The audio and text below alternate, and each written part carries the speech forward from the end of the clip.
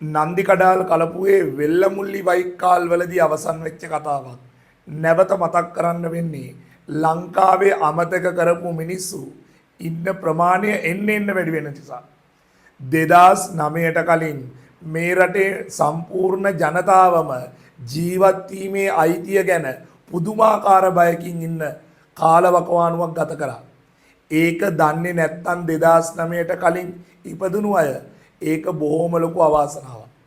මේ මුළු ලෝකයේම පිළිගත්ත විදියට ලෝකේ ඉන්න අංක එකේ ත්‍රස්තවාදී කණ්ඩායමක් වෙල්ලමුල්ලි වයිකාල් වලදී අවසන් කරා. ඔවුන් තමන්ගේ ජීවිතය වෙනුවෙන් දෙමළ ජනතාව ඇපයට තියාගෙන තමයි ලංකාවේ හමුදාවත් එක්ක යුද්ධ කළේ. කාලකන්නි දේශපාලන නායකයෝ මේ රටේ තමන්ගේ දේශපාලන බලය වෙනුවෙන් දෙමළ ජනතාව සංහාරයකට ලක් වුණා කියලා මා කාලකන්ණි අදහසක් කියනවා.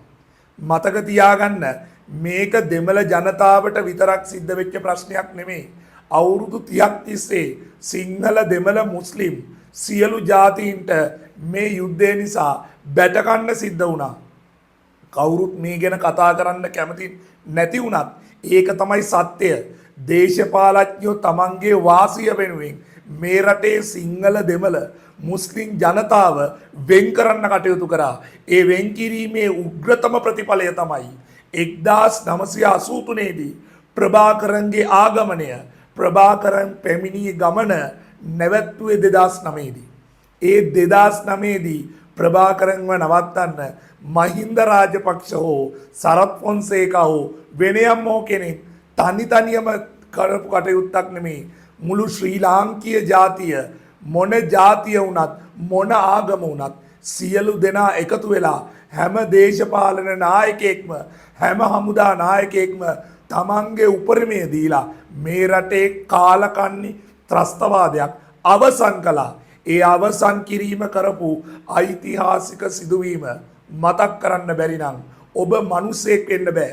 ඔබ අනිවාර්යයෙන්ම ඕපපාතිකයෙක් එහෙම නැත්නම් වෙන මොකක් හරි දෙයක් කියලා කොමා තත්ත්වෙ වෙච්ච කෙනෙක් වෙන්න ඕනේ.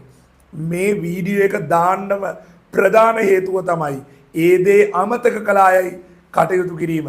දෙමළ සංහාරයක් වුණා කියලා කියනකොට කොන්ද කෙලින් කියාගෙන කියන්න බැරි. ඇයි මේ රටේ මිනිස්සුන්ට එහෙම දෙයක් වුණේ නැහැ. මේ සිද්ධ වුණේ දෙමළ ඇතුළු සියලු ජනතාව බේරගන්න කරපු සංග්‍රාමයක් කියලා.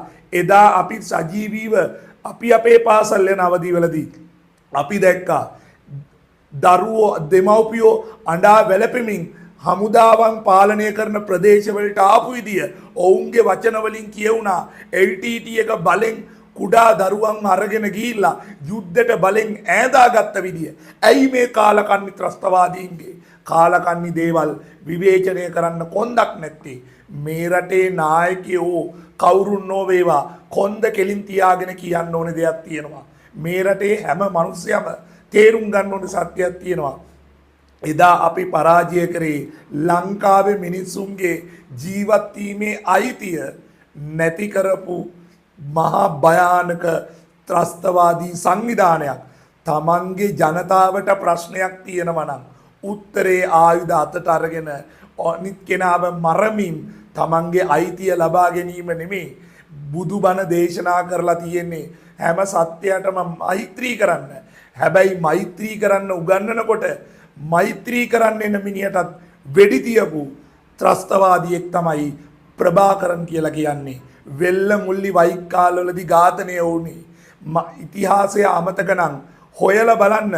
ඊට පෙර යුගයේ හිටපු දෙමළ නායකයන්ට මේ රටේ දේශපාලන බලය ලබා ගන්න බැරි නිසා තමයි ඔවුන් ලංකාවෙන් වෙනම රටක් කඩා ගන්න උත්සාහ කළේ. මේ රටේ සිංහල දෙමළ මුස්ලිම් ජනතාව අතර ભેද හැදුවේ මේ රටේ හිටපු දේශපාලන නායකයෝ. ඒක දැන්වත් තේරුම් ගන්න. දැනුත් ඒ දේ වෙන්න දෙන්න බෑ.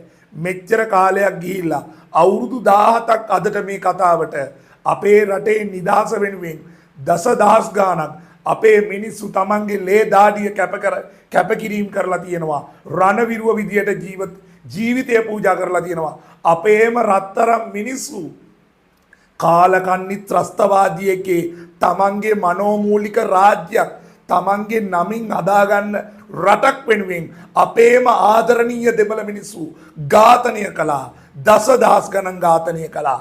ඒක කළේ සිංහල හමුදාවක් කියලා කියනවා නම් ඒක තමයි ඔවුන්ට වැරදිච්ච තැන. එහෙම දෙයක් උනේ නැහැ. ඒක කියන්නෙම තමන්ගේ බලය වෙනුවෙන් තමන්ගේ පැවැත්ම වෙනුවෙන් මත හදාගන්න මිනිස්සු. ඒ නිසා මේ රටේ ජීවත් වෙන මිනිස්සු විදියට අද මේ රටේ යුද්ධයක් නැහැ. හැබැයි අපි දැනගන්න ඕනේ ඉදිරියටත් සිංහල දෙමළ මුස්ලිම් හැම මිනිස්සෙක්ටම එකට ජීවත් වෙන්න පුළුවන් ජන සමාජයක් නිර්මාණය කරන්න. මේ සංස්කෘතිය සිංහල බෞද්ධ සංස්කෘතිය තුල දෙමළ ජනතාව මුස්ලිම් ජනතාව තමන්ගේ සංස්කෘතිය ආරක්ෂා කරගෙන හොඳ ජීවිතයක් ගත කරන්න ඕනේ. හැමෝම එකට ජීවත් වෙන්න ඕනේ. ඒකට දේශපාලඥයන්ගේ අවස්ථාවාදීකම් අපිට අදාළ නැහැ. ඔය දෙමළ නායකයන්ට මතක් කරනවා තමුන්ගේ බලය වෙනුවෙන් ඔය යාපනයට වෙලා උතුරට වෙලා නැගෙනහිර දෙමළ මිනිස්සුන්ව පාවිච්චි කර කඩේ ඇවිල්ලා නවත්තන්න ඕනේ. ඒ මිනිස්සුන්ට ඊට වඩා ප්‍රශ්න තියෙනවා. ඒ ප්‍රශ්න ටික විසඳලා මේ රට වෙනුවෙන් ඕගොල්ලෝ හිට ගන්න දැන්වත්. එහෙම නැත්නම් ගෙදර යන්න. මේ රට වෙනුවෙන් සියලුම ජනතාවට ආරාධනා කරනවා මේ වීඩියෝ එක දැම්ම ෂෙයා කරන්න. මේක අපේ රට වෙනුවෙන් කරන කතාවක්.